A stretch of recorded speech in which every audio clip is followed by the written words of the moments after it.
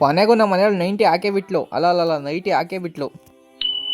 Hi hello ಎಲ್ರಿಗೂ ನಮಸ್ಕಾರ. Welcome to our mini vlog. ಇದು ಫ್ರೈಡೆ ಆ್ಯಂಡ್ ಸ್ಯಾಟರ್ಡೆ ವ್ಲಾಗ್ ಆಗಿರುತ್ತೆ.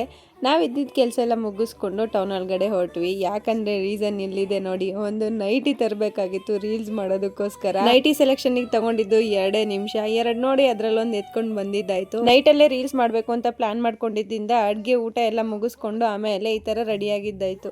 ನಮ್ಮ ಮನೆಯಳು ಫಸ್ಟ್ ಟೈಮ್ 90 ಹಾಕೊಂಬಿಟ್ಟವಳೆ. ಅಲ್ಲ ನೈಟಿ ಹಾಕೊಂಬಿಟ್ಟವಳೆ.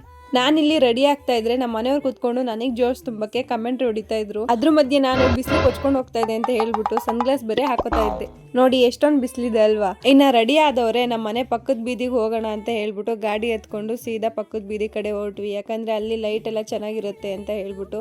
ನಮ್ಮ ಬೀದಿನಲ್ಲಿ ಇವಾಗ ತಾನೇ ರೋಡ್ ಮಾಡಿದಾರಲ್ಲ, ಅಲ್ಲೆಲ್ಲ ಒಂಥರ ಕಾಣಿಸ್ತಿತ್ತು ಬ್ಯಾಕ್ ಗ್ರೌಂಡ್. ಸೊ ಹಾಗಾಗಿ ಆ ಕಡೆ ಹೊರಟ್ವಿ. ನಮ್ಮ ಮನೇಲಿ ಡ್ಯಾನ್ಸ್ ರೀಲ್ ಮಾಡ್ಬೇಕು ಅಂತ ಬೆಳಗ್ಗೆ ಹೋಗಿ ನೈಟಿ ತರದ್ ನೋಡ್ತೀರಾ. ಬೆಳಗ್ಗಿಂದ ಸ್ಟೆಪ್ ಪ್ರಾಕ್ಟೀಸ್ ಮಾಡಿದ್ದೇನು ಕೇಳ್ತೀರಾ. ಅಲ್ಲಿ ರೀಲ್ಸ್ ಮಾಡಕ್ ಹೋದ್ರೆ ಟೇಕ್ ಮೇಲ್ ಟೇಕ್ ತಗೊಂತಾನೆ ಇದಾರೆ. ಅದ್ರ ಮಧ್ಯೆ ನಾವಿಬ್ರೇ ಇದೀವಿ ಅಂತ ನಮ್ಮನ್ನ ಜಾಯ್ನ್ ಆಗಕ್ಕೆ ನಾರಾಯಣ ಸ್ವಾಮಿ ಬೇರೆ ಬಂದಿದ್ರು.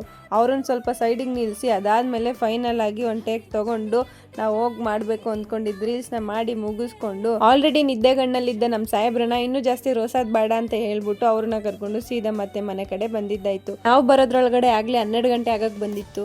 ಈ ಎಫರ್ಟು ನಿಮ್ಮನ್ನ ಎಂಟರ್ಟೈನ್ ಮಾಡ್ಲಿಕ್ಕೆ, ಅದ್ರ ಪ್ರತಿಯಾಗಿ ನಾವು ಕೇಳೋದು ಬೊಗಸೆ ಎಷ್ಟು ಪ್ರೀತಿ ಅಷ್ಟೇನೆ. ಇನ್ನು ನೆಕ್ಸ್ಟ್ ಸ್ಯಾಟರ್ಡೆ ಈವ್ನಿಂಗ್ ಇಂದ ಬೇಗ ಫ್ರೆಶ್ ಅಪ್ ಆಗ್ಬಿಟ್ಟು ಶನಿವಾರ ಆಗಿದ್ರಿಂದ ಆಂಜನೇಯ ಸ್ವಾಮಿ ದೇವಸ್ಥಾನಕ್ಕೆ ಹೋಗ್ಬರೋಣ ಅಂತ ಹೊರಟ್ವಿ. ಅವಾಗ ತಾನೇ ಸ್ವಲ್ಪ ಸೋನೆ ಸುರಿದೋಗಿತ್ತು. ಆ ಮಣ್ಣಿನ ಘಮ ಬರ್ತಾ ಇತ್ತು ನೋಡಿ, ಕಳ್ದೋಗೋ ತರ ಇತ್ತು. ನನಗಂತೂ ಆ ಘಮ ಸಿಕ್ಕಾಪಟ್ಟೆ ಇಷ್ಟ ಆಗುತ್ತೆ.